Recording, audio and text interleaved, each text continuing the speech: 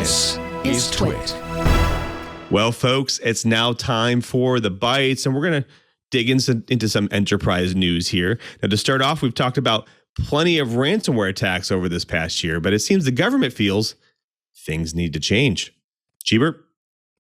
The bottom line on this story is that a heck of a lot of people are getting really ticked off. And there's a concept within the military. It's called rules of engagement.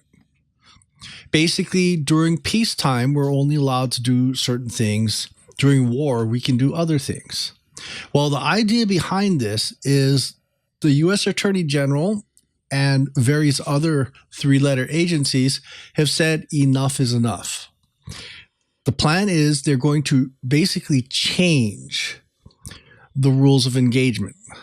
And, you know, Chumley, I do agree. Rules of engagement are kind of useless, but what it does do is it allows the Department of Justice to change the way they do things, change the way they prosecute.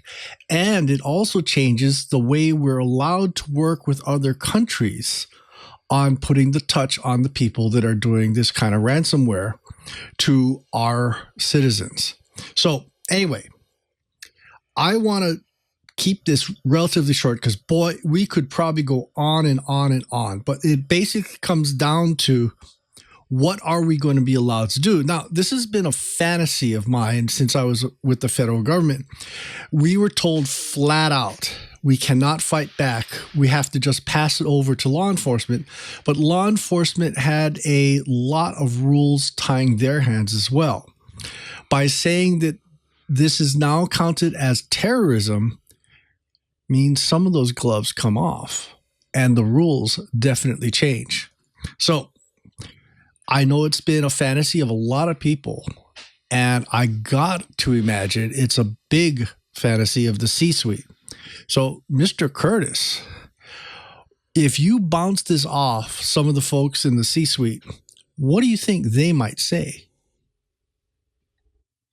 Well, I think we've already seen what the average C-suite says. In a couple of high-profile cases recently, the C-suite said, we don't care, pay the ransom, get us back in business. So the issue really isn't what the C-suite says, it's what we as a larger business community and country want to do about this. Now, recognizing this as a terrorist act changes it completely in terms of the legal response and the practical response. Well, one thing that we've seen already is that companies can get into serious trouble if it's found that the company they pay ransom to has ties to a terrorist organization that's on the Department of Commerce or Department of Homeland Security list. In that case, they can be found to have provided material support to a terrorist organization, and there are massive consequences for something like that. So I think what we're seeing here is the government beginning to step up and basically give companies the cover they need to not pay ransom, to work more closely with local, state, and federal law enforcement agencies, and for those agencies to be much more aggressive in going after the ransomware groups.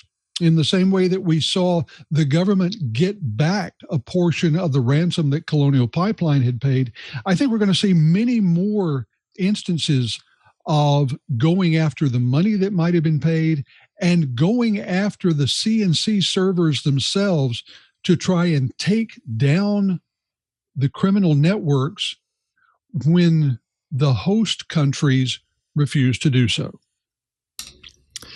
And, you know, this kind of comes up during my tenure.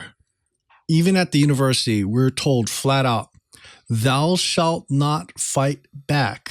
Report, and that's all you're allowed to do.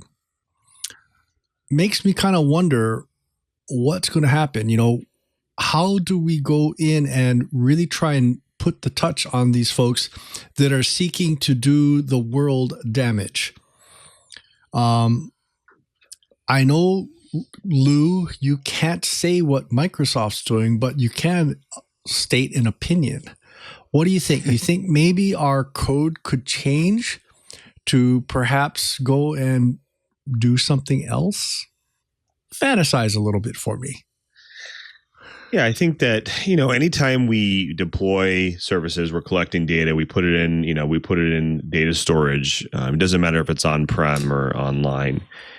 Making sure that not only that data is secured, but it's also backed up in an appropriate way. It's even if it's isolated, right? And I think that there are systems that can be done to detect those types of things, to basically go through those set of checks on your data to make sure that it can verify only certain users can access this data, or that the data has been backed up, and what is the version of the data that is being backed up, how far is it from the reality of the current set of data, and and things like that. I think there's obviously ways that we can combat ransomware, and it's not just making sure that that your data is secure, but it's also making sure that your data is valid and viable, and it's you get multiple copies, and it's secure in some way. And so I think obviously things will continue to evolve when we build systems, when we develop services, as we move on, to ensure that this type of activity doesn't continue, and I can see that happening in the near future too. Well, this is going to be something to keep a good eye out, because it's going to be fascinating. Can't wait to see what happens, because I am really sick and tired of this. And it's like, come on. I admit I have been attacked many times. You should see my logs. I've been dying to fight back. And let's hope our friends in the federal government decides they've had enough too. Let's go and do something about it. And I know that the folks that I worked with at Interpol would have loved to have had this law a decade or two ago.